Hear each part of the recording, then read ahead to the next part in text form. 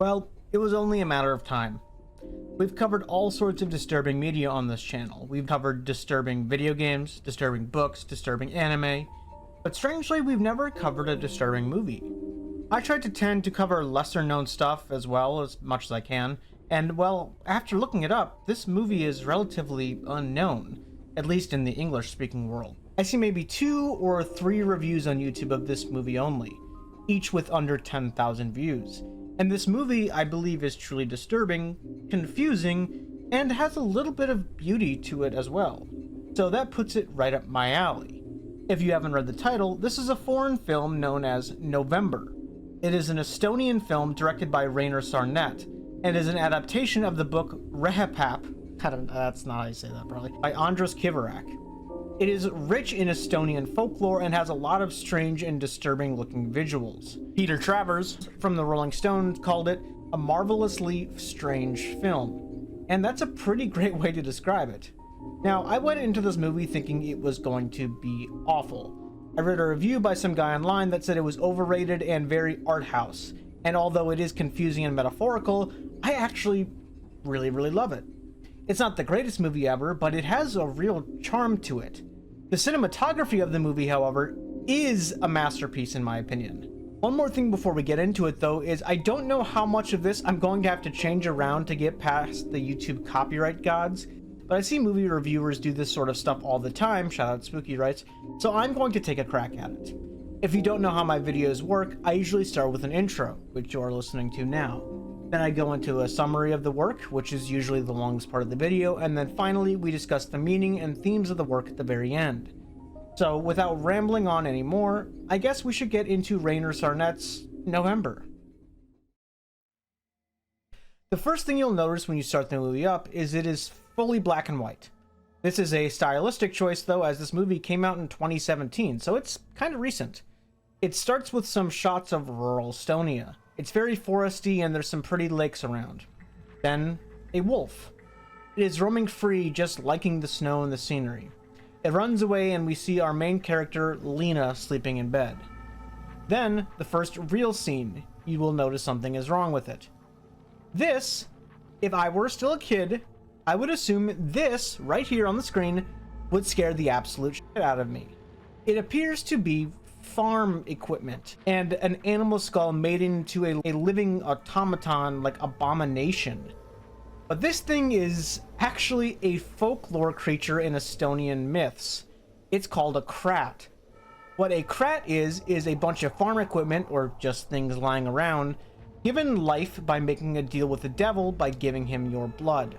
The krat can be used by its master to do nearly anything, like help out around the house with chores, or steal things, or just talk to it. They are very common in this movie, so much so that sometimes it's almost humorous that they just sort of are there, part of the community in this movie sometimes. But getting back to it, this krat goes in and breaks down the door to this cowshed on a wealthy manor. It looks at this cow and drags it along with some chains, stealing it, I guess. Then I believe, although this is unintentionally funny, but it sort of becomes a helicopter and makes helicopter noises and lifts the cow into the air. It is stealing this cow for someone. And when it gets to its destination, this old man, named Sander, seems elated to have this cow. But the krat fights back almost. It's like choking his master. Lena, the girl from earlier, has come out now and free her dad. So Sander is Lena's dad, remember that. The krat then says, and then spits blood or oil or gunk in Sander's face. Sander, annoyed, says, go make a ladder out of bread if he wants work. A seemingly impossible task for this thing. The krat hobbles away, and as it tries to perform its task its master gives him, this happens.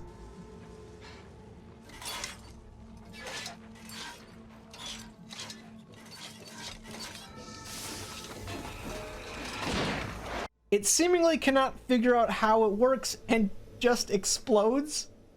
Its body, or whatever you want to call it, flies away after the explosion, and I swear to God, it makes the old Minecraft water splash sound effect when it lands in the water.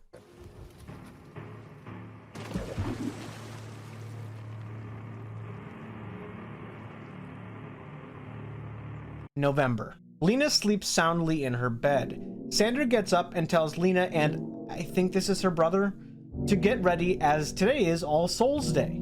Get ready for the dead to come back to life.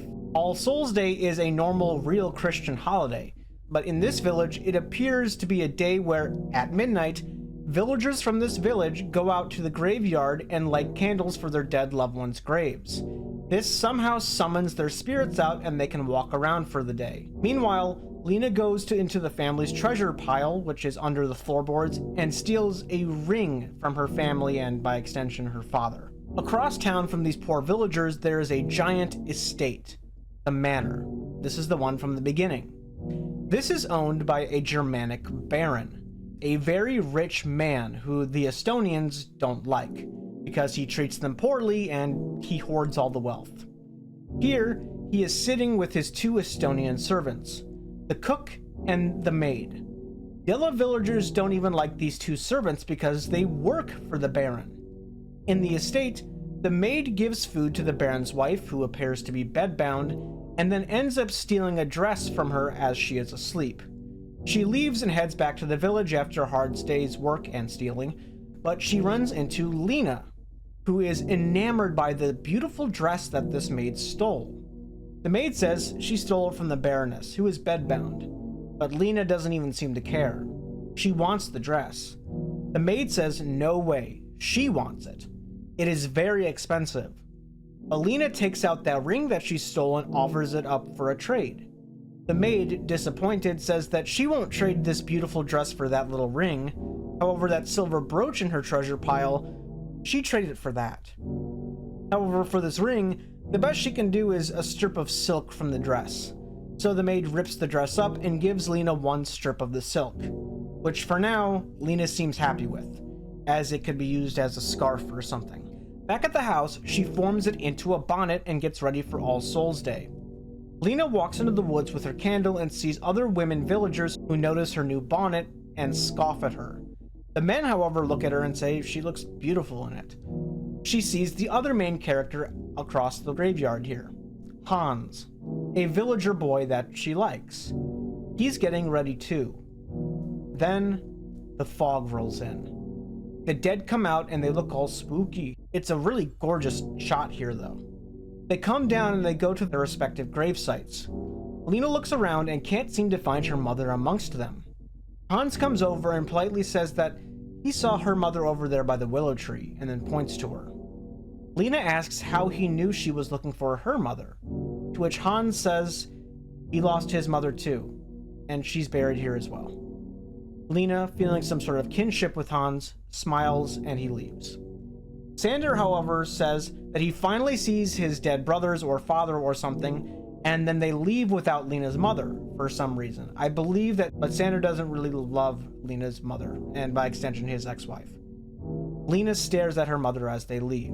In the corner, Hans sits with his dead mother, who says that Lena has grown into a beautiful young woman, huh? Hans, disinterestedly, just nods and says, yeah, pretty much. Back at Lena's house, the dead of the family are eating at the table. Sander's brother, or whatever, Lena's uncle, says that although he's not really worried about the Rack family treasure being found, he has brought some trinkets to add to the treasure pile from the afterlife. Lena looks nervous, as remember, she just stole a ring from the treasure pile for that strip of silk. She goes and looks in the treasure pile and the dead uncle says, hey, where's that ring?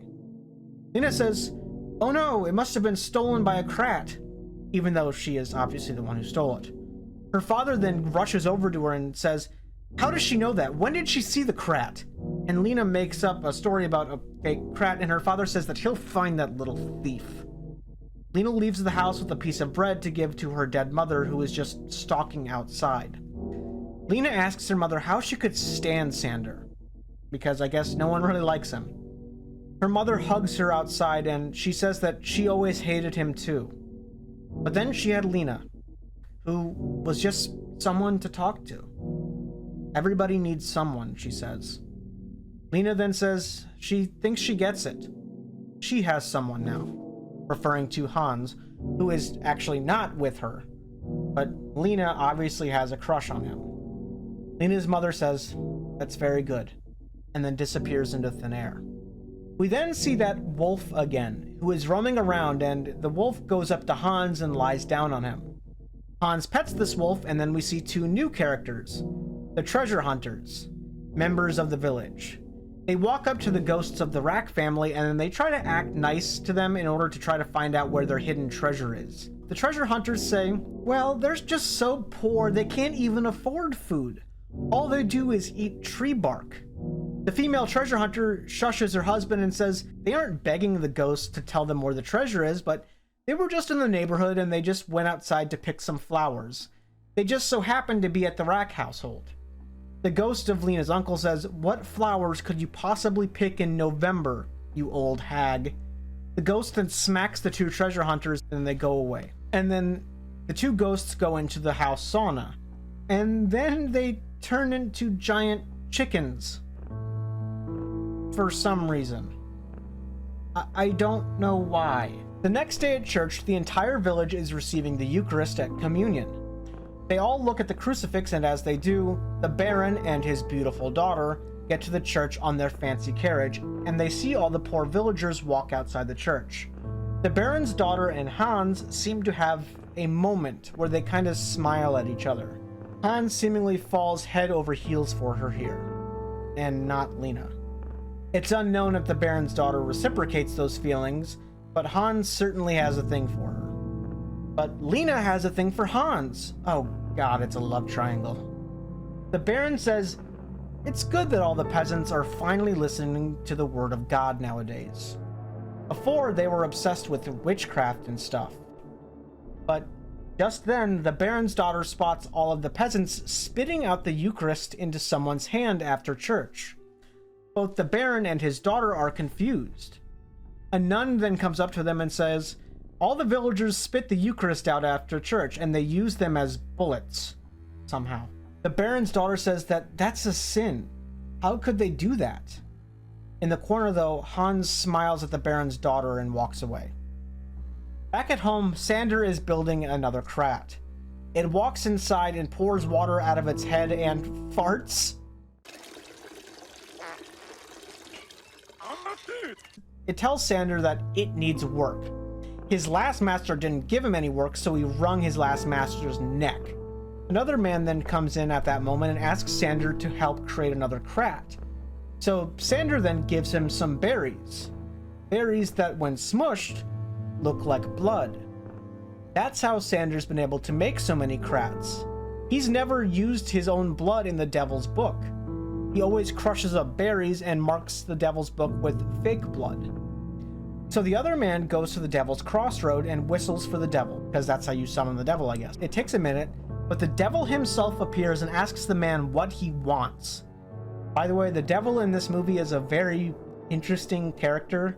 He's very vocal and his facial expressions are something special. The devil laughs at the man for being poor and then slaps his ass for some reason. The devil says that if he puts his blood in this here Devil's Book, he can make anything into a crat, even his pants. The devil then does this.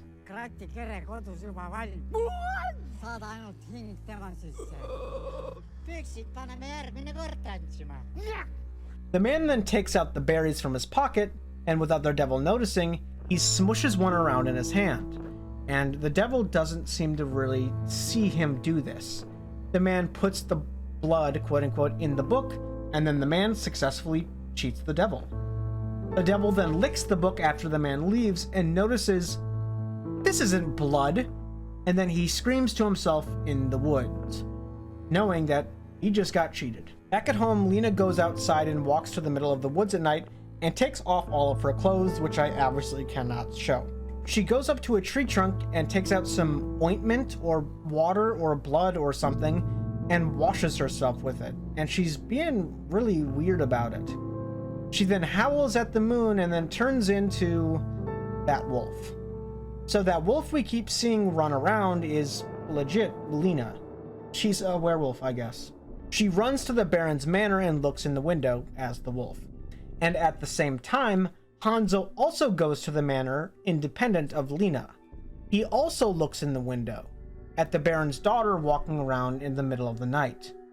Lena, as the wolf, notices Hans do this and sort of figures out that he's in love with the Baron's daughter and not her. So she goes home and cries to herself and sulks. In the other room, Sander and a drunk man talk over some alcohol. Sander then lets the man into Lena's room, and this man sits down. This guy's name is Endel, a very bad drunk man. He comes into Lena's room and has a talk with her, and just says, well, they can have a wedding at Christmas. Lena confusedly asks, who's he marrying? He says, well, her, of course. It seems that Sander is marrying off his daughter. Lena basically tells him to fuck off, and he leaves. He walks past Sander and out of the house upset. When Sander asks, is everything okay? And he just tells him to piss off. At the manor, Hans is, for some reason, pooping on the lawn. Because, and the Baron sees him and waves at him creepily. Hans goes inside and meets that cook from the beginning of the movie. Inside, Hans sees the cook stealing the Baron's underwear. When Hans asks what he's doing and what he's gonna do if the Baron sees him steal it, the cook says, well, actually, these are his underwear. Hans asks him how. The cook says, of course that these are his underwear. This land belongs to the Estonians. Therefore, everything on this land belongs to the Estonians, not the Germans like the Baron and his daughter. The cook asks Hans if he knows anything about King Lembetu. I don't know how to say this name. A man from around 1200 who fought the Germans over Estonian lands, and how the Baron's ancestors killed him. Just because the Barons took over Estonia doesn't give them the right to everything on the land. The cook says that, well, he's Estonian, and he just so happens to be working for a German Baron. And because the Baron's underwear are on this Estonian land, therefore the underwear belongs to an Estonian. Him. They both laugh at this together, and Hans asks if he can be snuck into the Baroness's room tonight. The cook asks Hans why. Then Hans says, well, the Baroness's room is on the Estonian land, right? Therefore, because he is a descendant of Lembetu, doesn't that give him the right to go wherever he pleases on his own land? The cook says, yeah, I guess that's right. No German can take this away from him. The cook says, very well. Come back tonight, Hans, and I will show you into the Baroness's room. Another man also comes into the Baron's house looking for the maid this time. He comes in and looks around and then sees a bar of soap, or best case scenario, a stick of butter with one of the maid's hairs on it.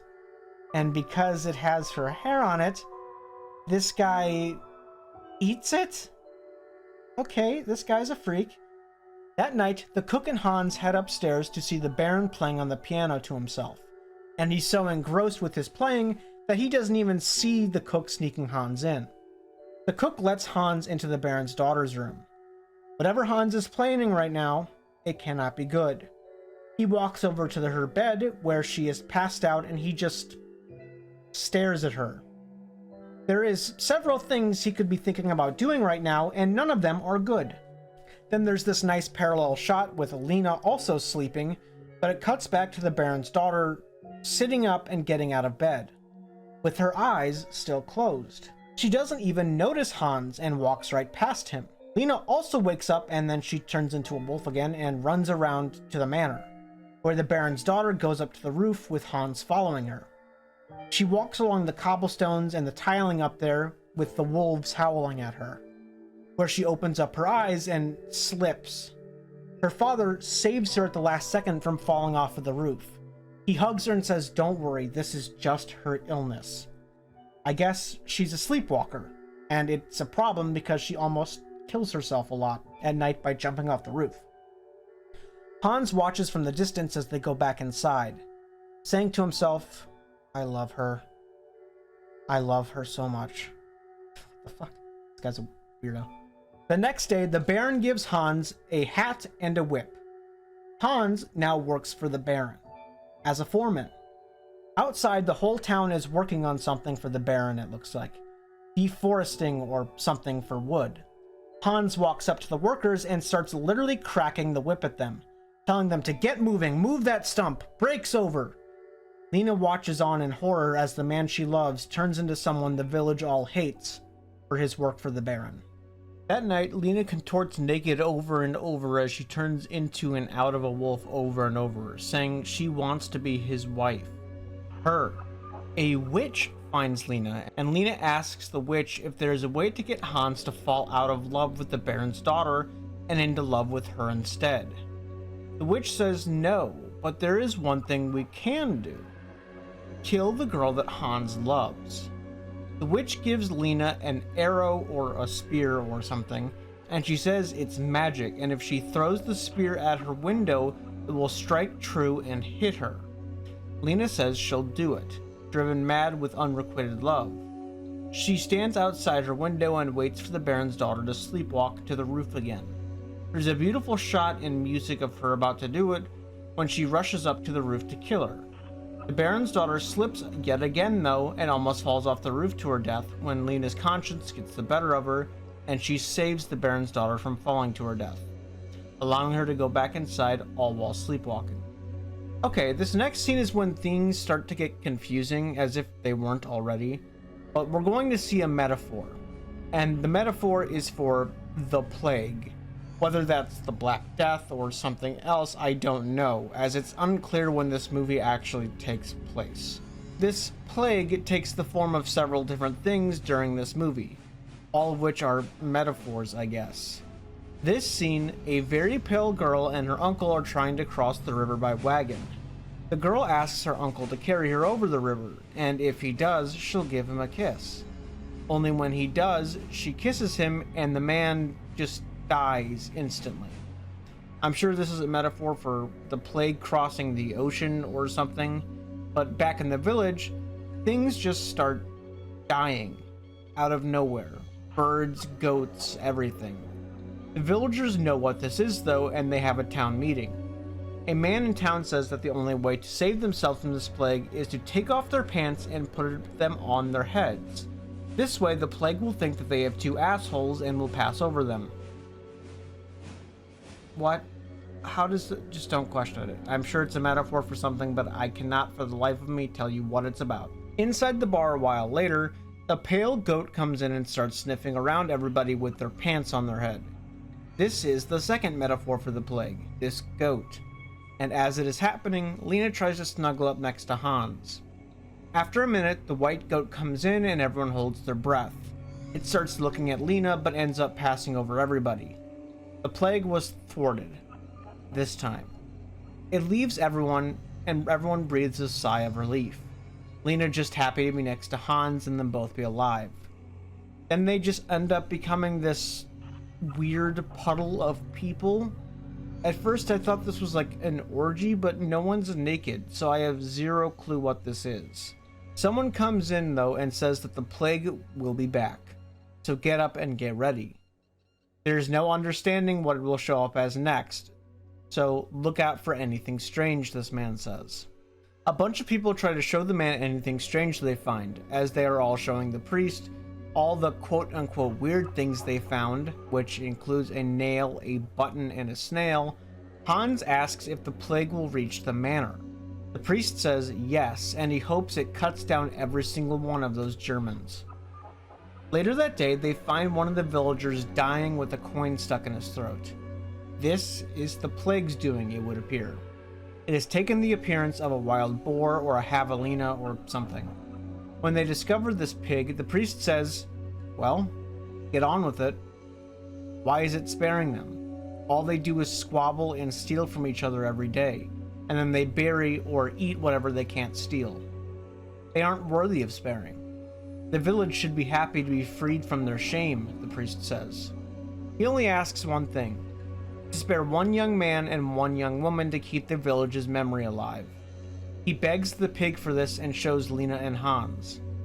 Lena grabs Hans's hand as she seems not too upset about this, as this would get her with him, as she would get to be with her crush and the Baron's daughter would die. Hans, however, has other plans. He yanks away from Lena's arm and grabs a scythe. And as the pig is swearing on the Bible to them, and squealing, Jesus bleeds on the crucifix. Hans then takes the scythe and plunges it into the pig and just kills the plague. That easy, huh? All the villagers start dancing around Lena, who is seemingly distraught in all of this for some reason. It's a beautiful shot, though. Everyone dances and loves each other and drinks, even the treasure hunters. Lena walks outside and smiles in the snow. Well, I guess she wasn't too upset about it. Lena sits in the snow alone later, and the witch comes up to her and consoles her. Lena says that she loves Hans, but Hans loves the Baron's daughter, and he always will. She cannot do anything about it. She can't even kill her. She says if she did kill her, Hans might die of sadness, and where would that leave her? The witch says Hans is quite a strange boy, and Lena says, yeah, that's why she loves him. The witch says she understands.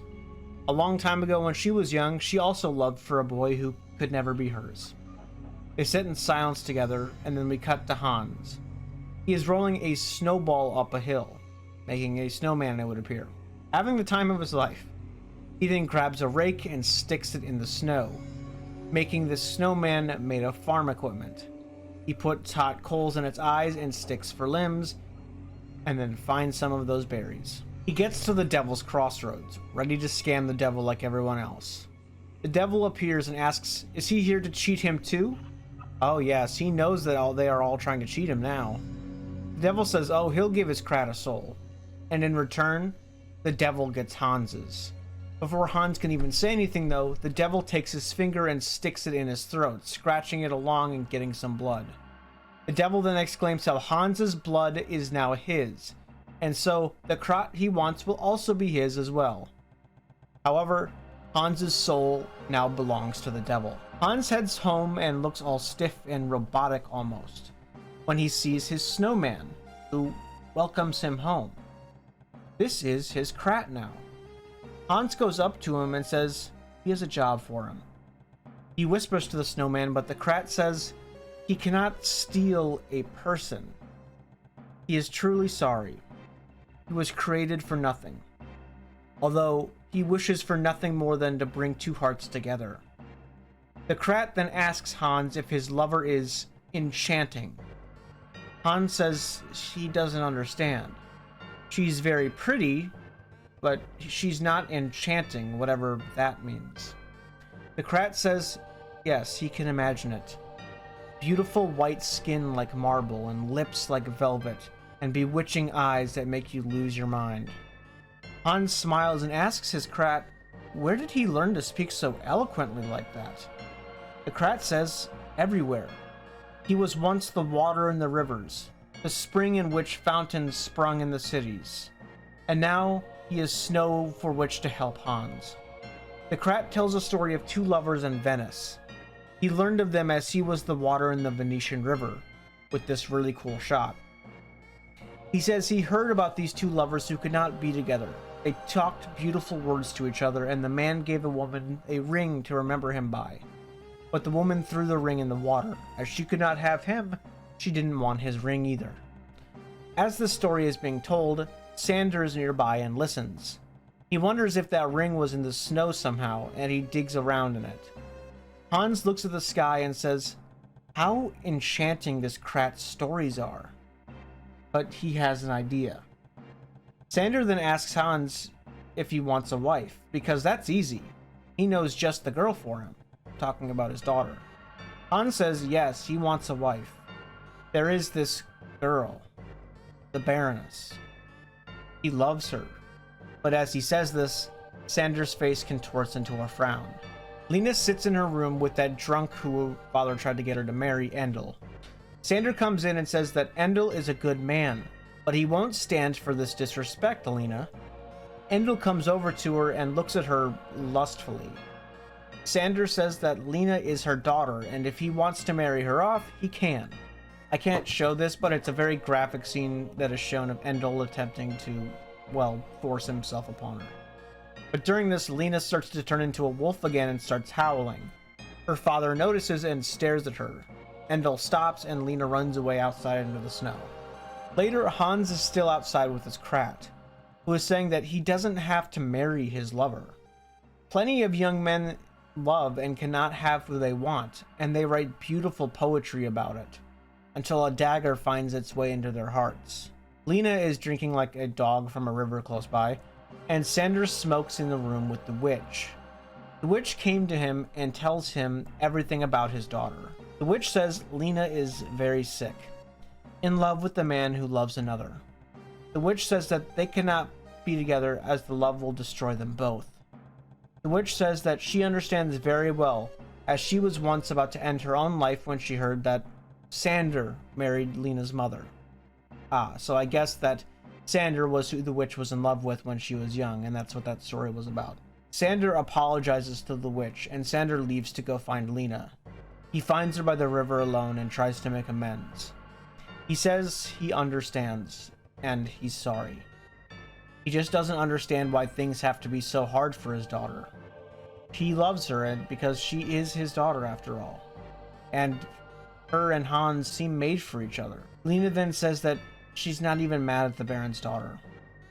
Sometimes, though, she closes her eyes and pretends that Hans's beautiful words are for her instead, because the Baron's daughter will never hear them. And if anything, she feels so sorry for Hans too, because he cannot be with his love either. Sander, trying to help, asks Lena if she has a dress that the Baron's daughter might wear, because he has a plan. She says she can get one, really excitedly, remembering the dress that the maid offered for her brooch. Lena goes back to the house and tries to steal the brooch from the family treasure pile, and as she does, Sander catches up to her. He says, "Oh, so she's the Krat that's been stealing from their family, huh?" Sander tries to stop them, and they fight, and he pushes her down and bites her and stuff. But Lena fights with him and, pushes him into the treasure pit.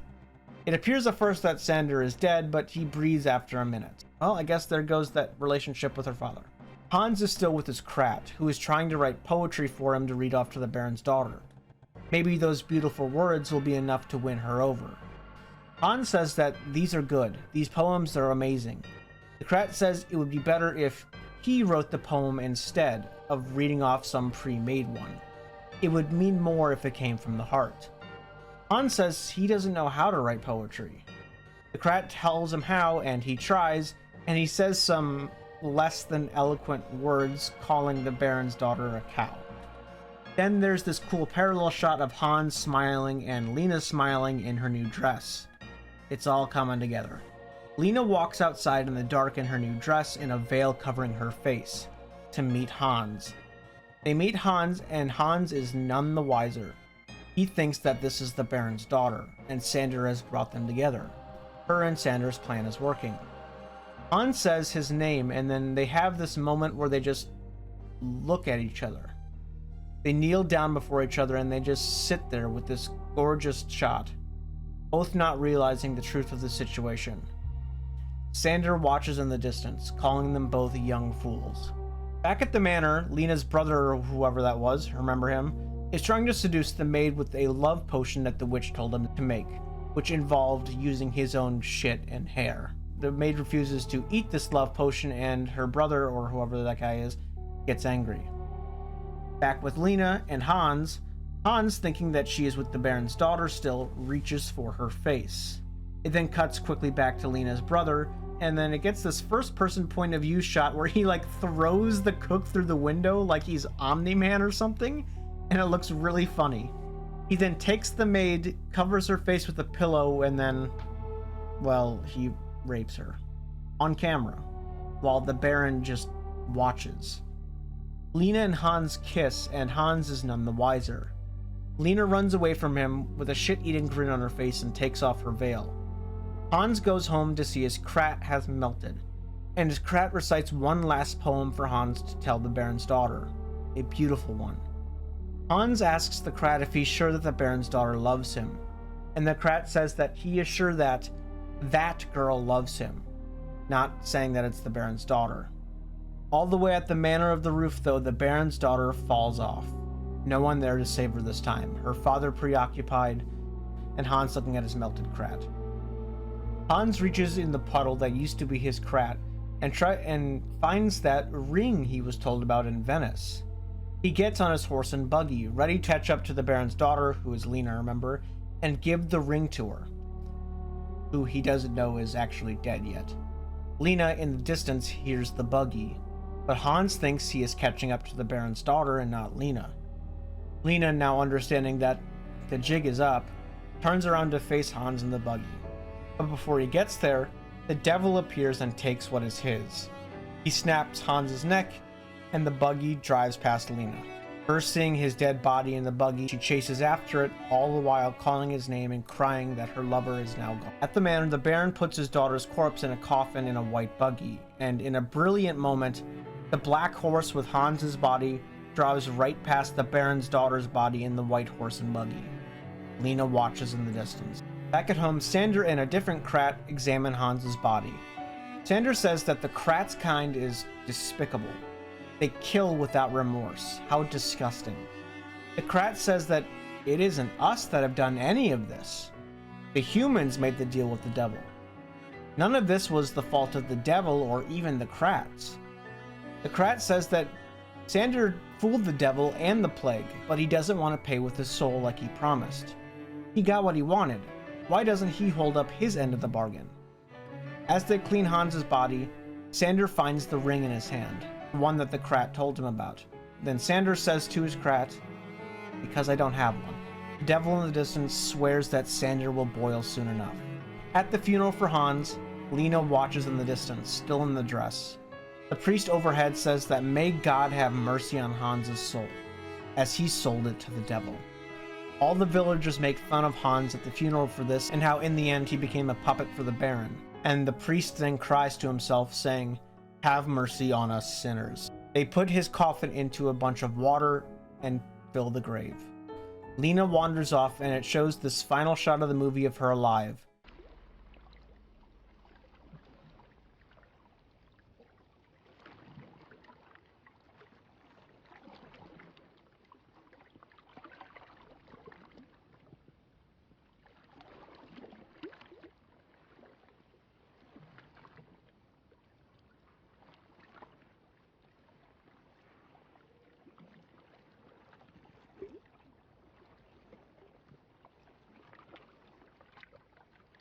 She drowns herself.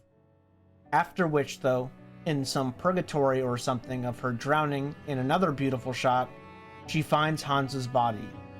She kisses him in the void, and it cuts. The last scene in the movie is the treasure hunters finding gold in the river, playing with the gold coins, only while looking for more gold, they find Lena's body is also in the river. They dig her out and they take all the treasure they had and they leave. But they make sure to leave the corpse with a necklace. They say it's fitting for a dead virgin bride. The movie ends with Lena's corpse saying, "Oh yes, what every virgin bride dreams of." That's it. That is November, directed by Rainer Sarnet. A movie that I was surprised how much I loved it, despite how absurd it was. The camera work and cinematography of this movie are simply put amazing. Like beyond my expectation. It's weird because I watch all sorts of movie reviews and disturbing and creepy stuff all the time, but there's just literally no coverage of this movie anywhere, at least not in English-speaking audiences. I consumed an exorbitant amount of creepy and disturbing games and movies and books, and I feel that I've at least heard of a lot of the really good ones. So it surprises me that a movie this good has never been explored as much as it should be. Sure, there's a few videos here and there about it, but it is still relatively unknown, especially because of how absurd yet beautiful it is. Well, like all things we go over, let's go over the themes, messages, and the meaning behind November, shall we? First and foremost, I believe, is ideal love versus actual love. Both Hans and Lena both idealized some love that cannot be. It hurts, and it's an easy thing to relate to, because who hasn't loved someone that doesn't love them back? I know I have, and it hurts. And pursuing this sort of thing beyond what is acceptable can lead to emotional and physical ruin. Lena resorts to witchcraft and nearly murder for this love, and Hans sells his soul to the devil and ends up dying for it. I believe the movie is saying that although love is beautiful and can be used for great good, it can also become extremely destructive when left unchecked. The second most obvious is obviously do not make deals with the devil. I'm just joking. Sort of. It is sort of saying that taking shortcuts to perceived happiness will always, and I mean always, lead to self-destruction. Whether that be the villagers making krats to make their life easier, Han selling his soul to make a krat to help him get someone to fall in love with him, or Lena resorting to witchcraft. Another one I want to talk about is separation due to class or country. Wars and colonialism can bring people together, or completely ravage everything. Nationalism may also help or hurt the situation as well. Finally, death is the great equalizer in this movie. It is extremely melancholic that every single person in this film dies with their dreams unrealized. However, in a way, that makes everyone the same. No one went out on their own terms the way they wanted to. Whether that person be rich, poor, pretty, ugly, smart, stupid, anything. In the end, we are all the same in that way. Before I wrap up, I also want to mention that the women are not treated great in this film. However, Lena and the witch go against the social norms and really show that although that women are not treated fairly, especially in this setting of this movie, anyone can be a master of their own fate. Or perhaps the exact inverse. No one is. In the end, no one is better than anyone else. That's about it though.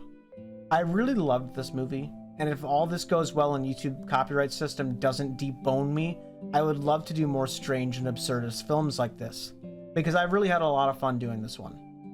Anyway, I love each and every one of you for watching these, and I am truly living the dream doing it.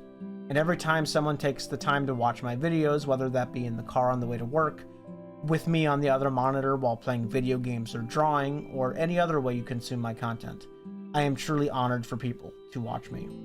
I love you all, and I'll see you next week with Flowers for Algernon. Thanks.